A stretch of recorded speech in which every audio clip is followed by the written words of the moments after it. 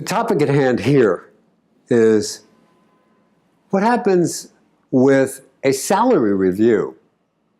Not a negotiation, even though it's very, very similar to basic salary negotiations precepts. But a salary review could either be tied to a performance appraisal or not tied to a performance appraisal. It doesn't matter. It's still the same strategy. So I'm going to make this short and sweet. You go into the salary review with an attitude, and the same exact attitude that you went into your initial salary negotiation anywhere that you got a new job. Same exact thing, except here you really have history to work with. And that is, you've earned it. You've done good work. Even if you are questioning the quality of your work, this is partly performance art, partly reality, which is, I'm good. I feel like Al Franken doing Stuart Smalley on Saturday Night Live, but I'm good, damn it.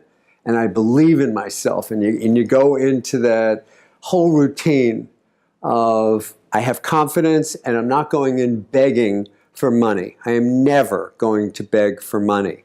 My career, if you've seen any of my other videos, if you've ever seen me speak, you'll hear me talk about sunshine, light, and success. You're going to go in with that attitude too, even if there's been friction between you and the person who's giving you the review.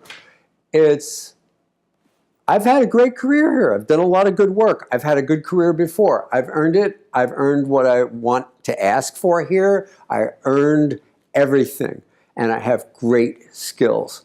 Here's where there's a difference in salary negotiations because the person knows you. I mean, chances are about 95%, unless the manager changed in the last 2 months. But they know you. You go into the review, the salary review, with a set list of war stories, or what I call elsewhere CARS, context, action, result stories. I like calling them war stories.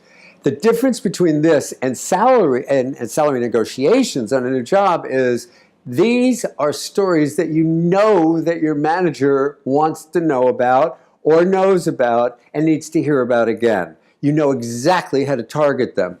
In an interviewing situation or a salary interview, you're not always going to know exactly what's important to them. You'll have a pretty good idea as you move along. In this situation, you know it cold. Have several of them prepared. So when the manager says to you, well, we can only give you the COLA raise this year because your performance was okay. You could have worked harder on this. You could have done this. You could have done this. And then you're ready. You'll say, but I think maybe we're missing some things here. For example, I worked on the XYZ project, which was really tough because we had a history of the client being unhappy and that client being unhappy, which was the context of it. And then here's what I did to fix it. And look at the result.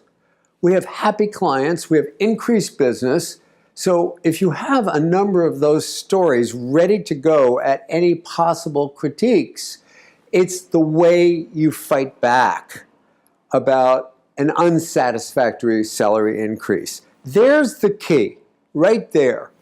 So we have here a technique for pushing back. And pushing back is concrete evidence, no emotion. You're not angry. You're not upset. You can say, I'm disappointed. Disappointed is a fine word, but there is no, what? 2% COLA raise for what I did? No, you don't do that. That's not part of a business transaction. Or I've heard people say, wow, I was just about to buy a new co-op and this is really disappointing because I was counting on a big... No, there's nothing personal and your grandmother getting surgery. None of that is part of this. What's part of this is what you've earned and what your accomplishments are and what your feeling is about what your importance to the company is. That's the key to the salary review, which is evidence. It's the same as behavioral interviewing, the same general idea. Again, the big difference is here you can target it to the situation you know exactly. The person who is giving you the feedback on salary is apt to say, let me go back and let me see what I can do about this. Or they could say, sorry, that's what's in the pool this year. I can't do anything about it. Then you have to make a decision. And the decision is either you're going to say, what can I do to get this up? What are some objectives for me for the next 6 months? And maybe we could review this again, or even a year if that's what we can do. What can we do to get this up? How can I get this up where I think that I'll be where it should be according to my market? Or actually, you started thinking about leaving.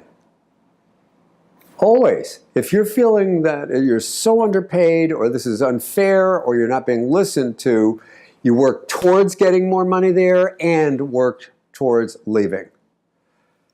Most of the time, I would be willing to bet you'll get some leeway if you push back in this behavioral way.